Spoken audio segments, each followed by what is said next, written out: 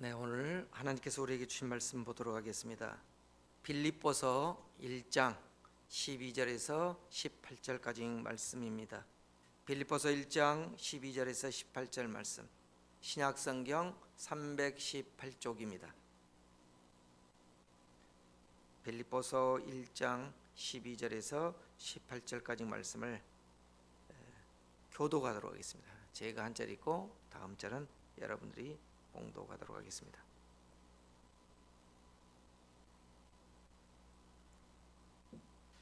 형제들아, 내가 당한 일이 도리어 복음 전파에 진전이 된 줄을 너희가 알기를 원하노라.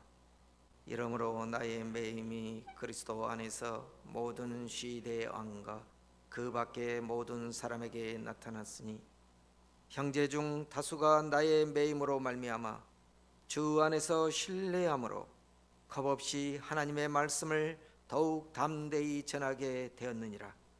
어떤 이들은 투기와 분쟁으로, 어떤 이들은 착한 뜻으로 그리스도를 전파하나니, 이들은 내가 복음을 변증하기 위하여 세우심을 받은 줄을 알고 사랑으로 하나, 그들은 나의 매임에 괴로움을 더하게 할 줄로 생각하여 순수하지 못하게 다툼으로 그리스도를 전파하느니라. 그러면 무엇이냐?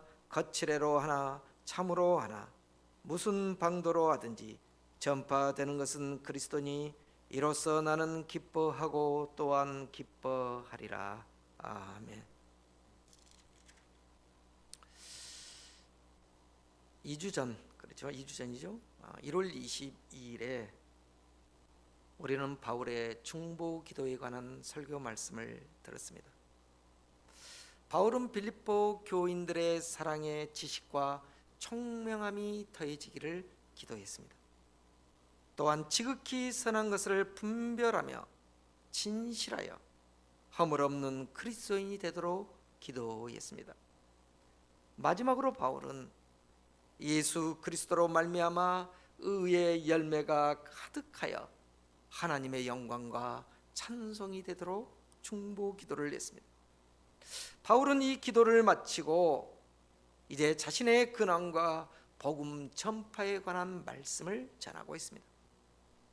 그런데 우리가 읽었던 오늘 본문에는 내가 당한 일 혹은 나의 매임이란 말이 아주 핵심적으로 등장하고 있습니다. 오늘 본문을 읽어보면 알지만 우리가 나의 매임이란 말은 무려 3번이나 반복되고 있습니다. 이것은 바울의 고난, 바울의 고통을 말합니다. 그럼에도 불구하고 오늘 본문의 결론 마지막 절은 나는 기뻐하고 또한 기뻐하리라 라고 끝맺고 있습니다. 여러분도 아다시피 바울은 지금 로마의 지하 감옥에 있습니다. 기뻐할 수 없는 상황에도 기뻐하고 있습니다. 무엇이 바울을 그토록 기뻐하게 했습니까? 오늘 저는 그 설교 말씀을 전하려고 합니다. 먼저 12절 말씀을 함께 봉독해 보도록 하겠습니다. 12절 본문, 형제들아, 내가 당한 일이 도리어 복음 전파의 진전이 된 줄을 너희가 알기를 원하노라. 이 12절 말씀을 그리스 성경, 헬라 성경으로 보면 가장 먼저 나온 말이 알기를 이라는 말이 먼저 나와요. 그리스어로 말하면 기노스코, 알다, 이해하다라는 뜻입니다. 그런데 이 알다, 이해하다가 그냥 알고 이해하는 것이 아니라 그 뒷단어에 바울의 강한 그 자신의 열망이 덧붙여져 있습니다. 그래서 알기를 원하노라 라는 이 원하노라 라는 이 단어가 블로마이, 헬라어로 보면 블로마이라는 뜻을 갖고 있는데 용어인데, 이 블로마이란 말은 열망하다, 갈망하다 라는 뜻이 있습니다. 다시 말해서 바울이 그토록 강한 갈망을 갖고 알기를 원한다 라고 말하고 있는 것입니다. 도대체 그것이 무엇입니까? 내가 당한 일, 곧 바울이 당한 그 고난을 알기를 원한다는 것입니다. 바울이 이렇게 말한 것은 자신의 고난을 자랑하는 것이 아니라 나의 이 고난을 통해서 도리어 복음의 진전이 있었다라는 것을 알기를 원한다라는 것입니다. 여러분, 세상 사람들의 눈으로 볼 때 이 고난과 고통은 실패와 좌절 또 절망감으로 보일 수 있습니다. 그러나 바울은 그것이 도리어 복음 전파의 통로가 되어 있음을 간증하고 있습니다. 바울은 그것을 성도들이 잘 알기를 원했습니다. 그런데 여러분, 사실 우리가 고난을 기뻐해란 말을 쉽게 받아들일 수가 없습니다. 특별히 바울이 당한 고난은 우리가 경험할 수 있는 그 고난과는 차원이 달랐습니다. 바울 인생 전체를 두고 볼 때 바울이 말한 그가 당한 고난은 말로 표현할 수가 없습니다. 아시는 분은 성경을 조금 읽어보시면 아시겠지만 바울의 인생 전체를 두고 볼 때 그가 그리스도를 만나기 전과 후가 확연히 구분됩니다. 그가 다메섹으로 가는 길에서 부활하신 예수님을 만나기 전에는 세상에서 잘 나가는 청년이었습니다. 그의 열망은 세상에서 최고가 되는 것이었습니다. 그는 당시 최고의 학벌을 지니고 있었으며 권력의 핵심부라고 할 수 있는 사내들인 공의의 신임을 받고 있었습니다. 바울의 인생에는, 청년 바울의 인생에는 고난이 없습니다. 그의 인생은 탄탄대로였습니다. 그런 사울이 다메섹에서 예수 그리스도를 만나고 그의 세상의 가치관이 변했습니다. 그는 이전에 결코 경험하지 못한 고난들을 당하게 되었습니다. 그런데도 바울은 그런 고난들을 도리어 기뻐하고 있었습니다. 그가 겪었던 고난들을 고린도 교회에 보낸 편지들을 보면 자세히 알 수 있습니다. 특별히 고린도후서 11장을 보면 그가 당한 고난들이 자세히 열거되어 있습니다. 그는 복음 전파를 위해서 옥에 수없이 갇히고 매도 수없이 맞았습니다. 여러 번 죽을 고비를 넘겼습니다.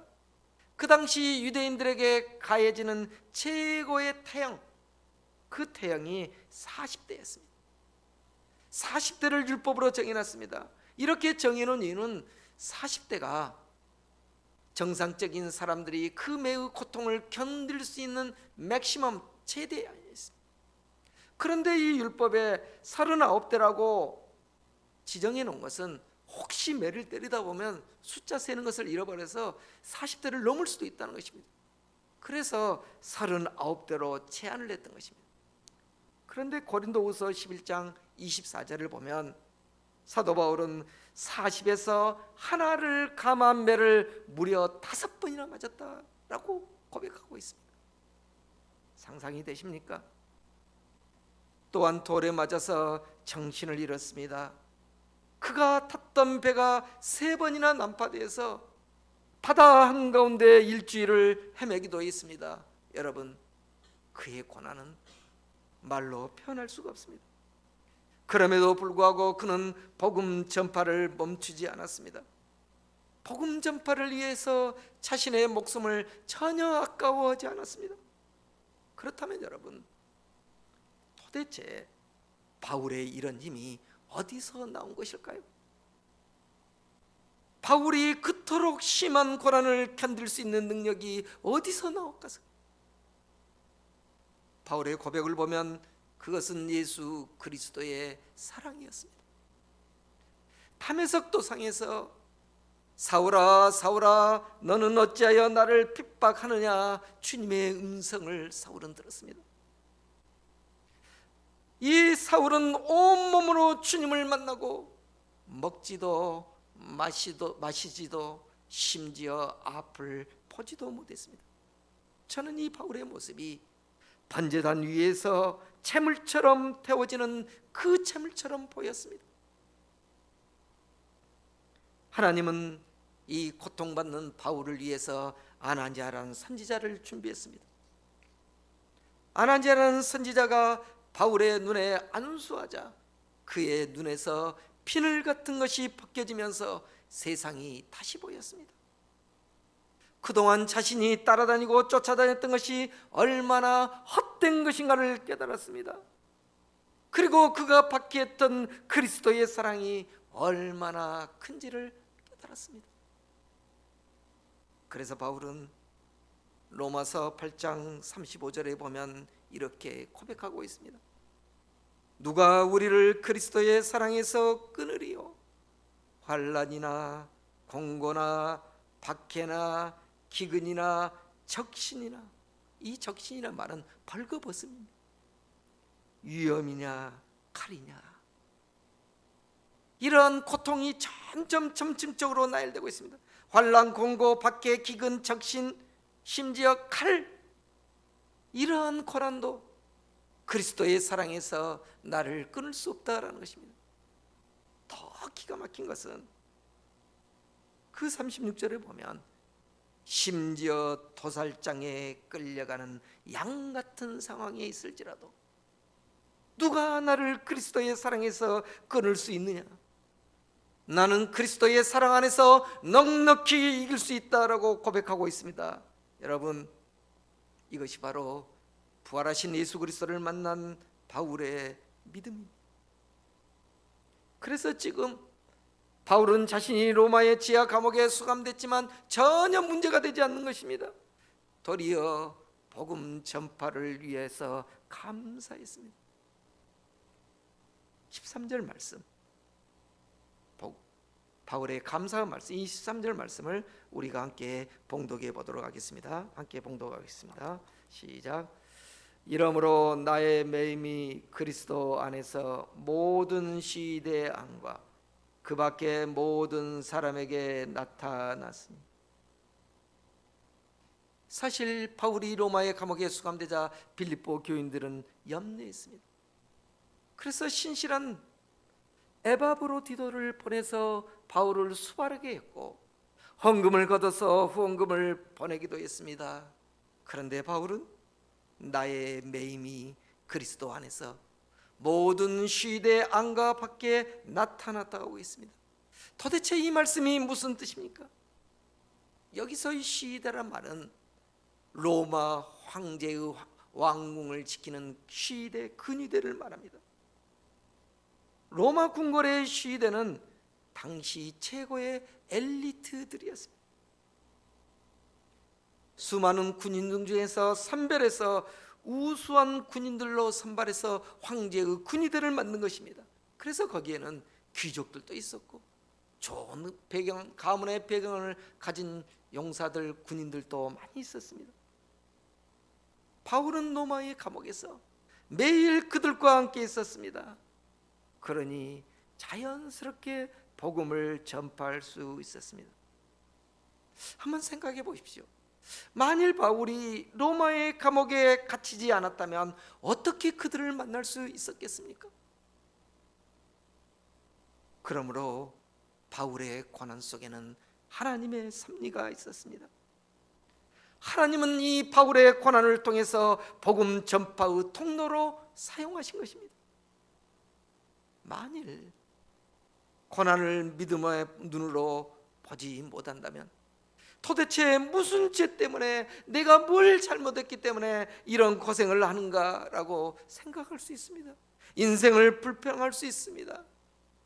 그런데 여러분, 우리 인생의 고난이 우리의 잘못된 죄 때문이기도 하지만 그러지 않는 경우도 많이 있습니다.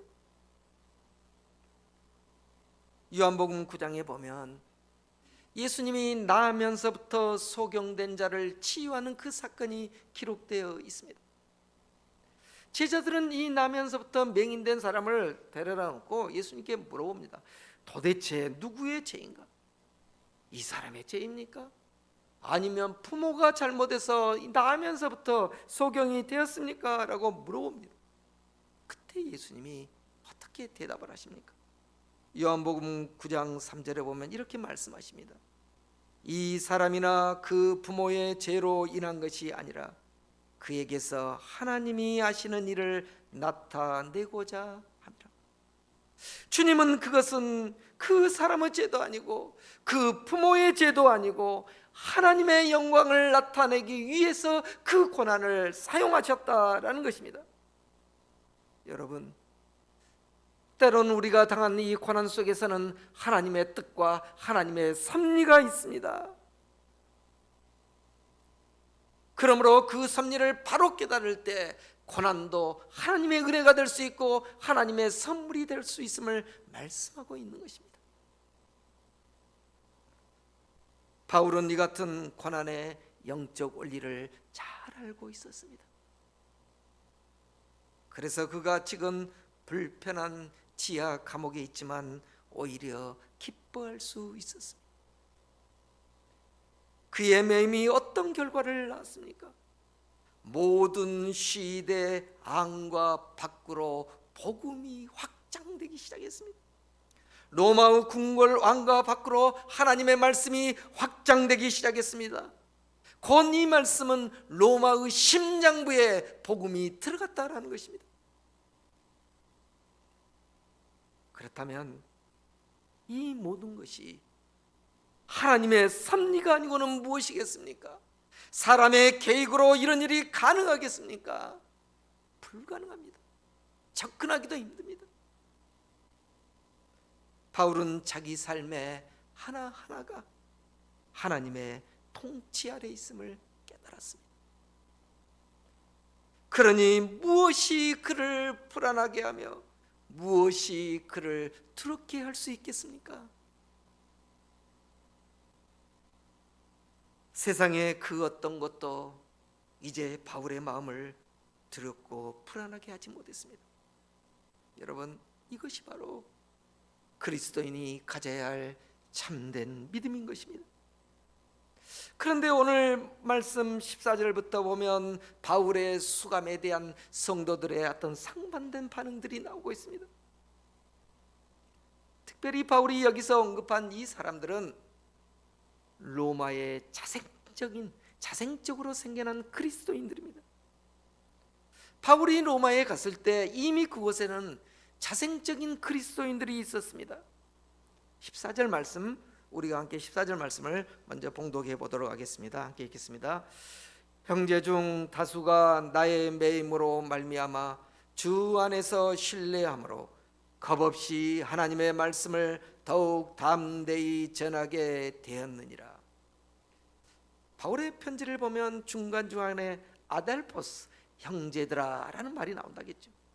여기서 말한 형제 중 다수, 이 형제는 로마의 그리스도인을 말합니다. 그런데 여러분, 아직 이 로마에는 이 예수님의 사도 중 그 누구도 방문하지 않았습니다. 그렇다면 성경을 좀 꼼꼼히 읽어본다면 이런 의문이 생깁니다. 아니, 그러면 이 그리스도인들은 어떻게 생겨났지?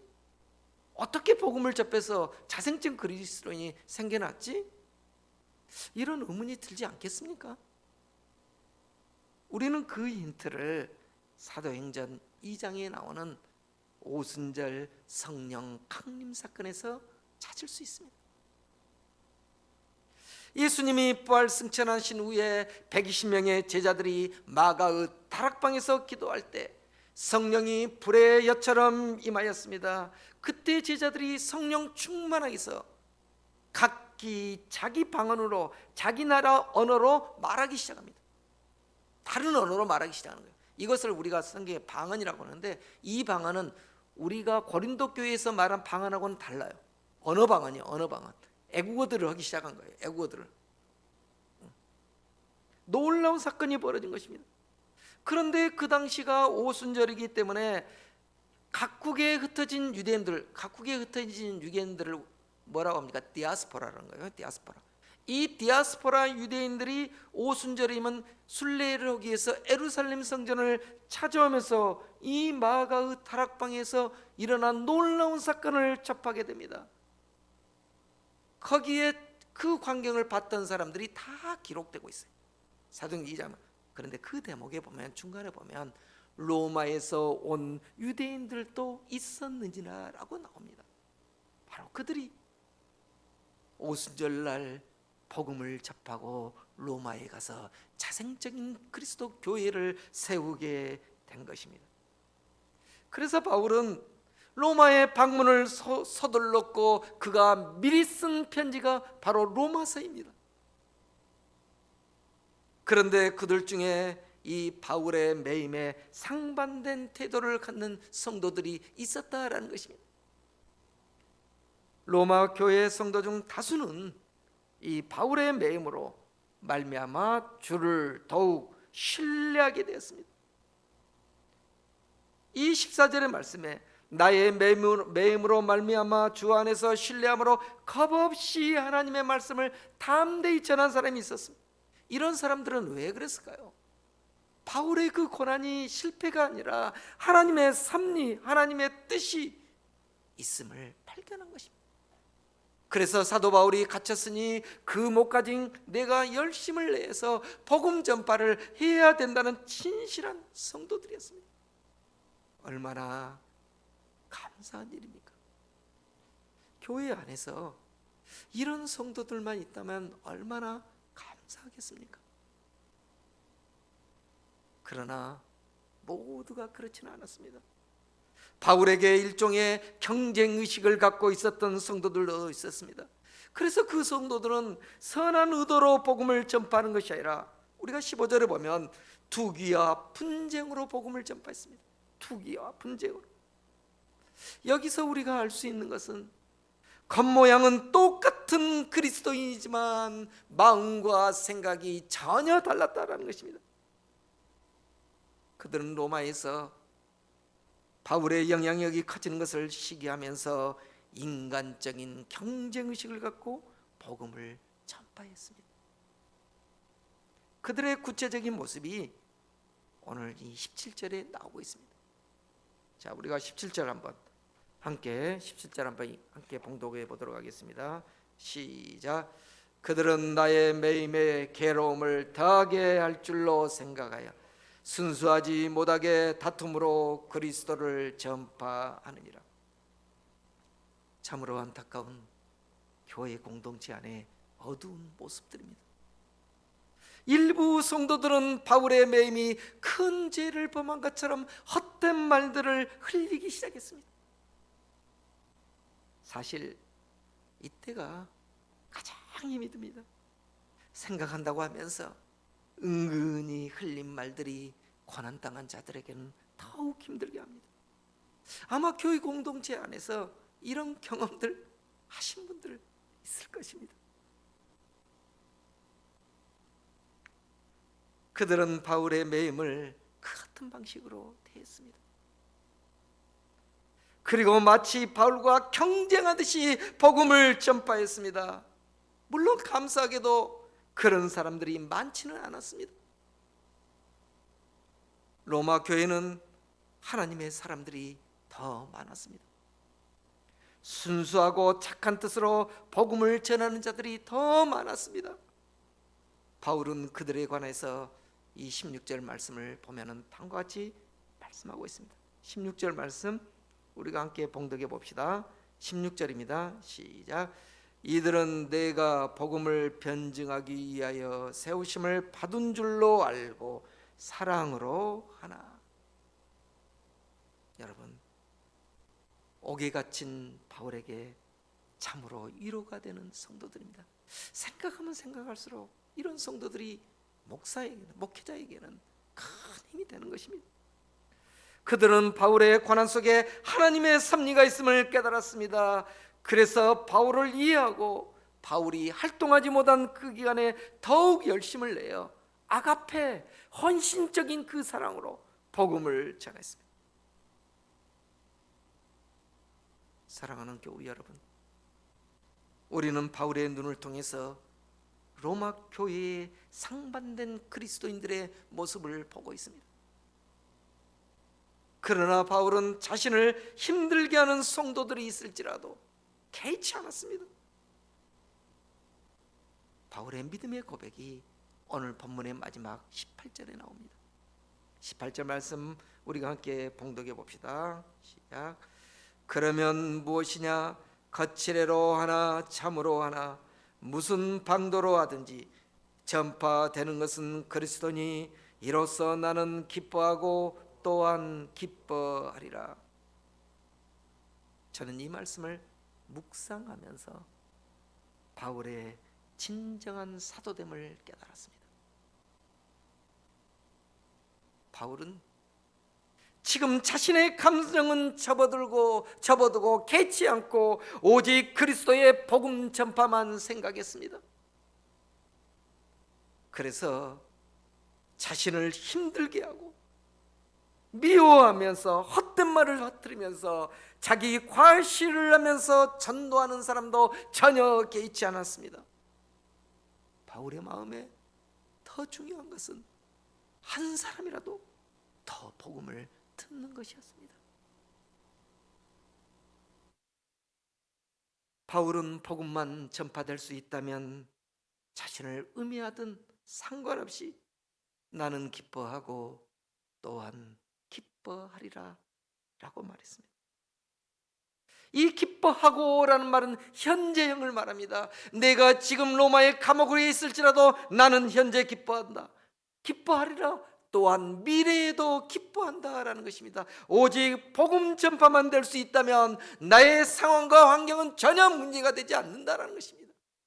기뻐하고 또한 기뻐하리라라는 것입니다.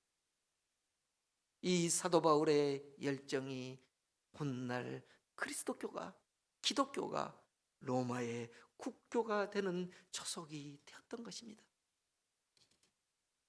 사랑하는 여러분, 그렇다면 오늘 말씀을 듣고 있는 우리는 어떻게 반응해야 합니까? 우리는 먼저 하나님의 택하심을 받는 그리스도인들입니다. 저와 여러분이 하나님 전에 예배드릴 수 있는 것은 하나님의 신비한 은혜입니다. 내 힘으로 이 예배당에 나온 것 같지만 보이지 않는 그분의 손길이 아니고는 우리는 이 은혜의 자리에 올 수가 없는 것입니다. 우리가 이 구원의 간격을 깨닫는다면, 하나님의 신비한 은혜를 깨닫는다면 우리가 나누어야 하지 않겠습니까? 우리 주변에는 아직도 복음을 영접하지 않는 사람들이 많이 있습니다. 그렇다면 우리는 그들을 위해서 어떤 노력을 하고 있습니까?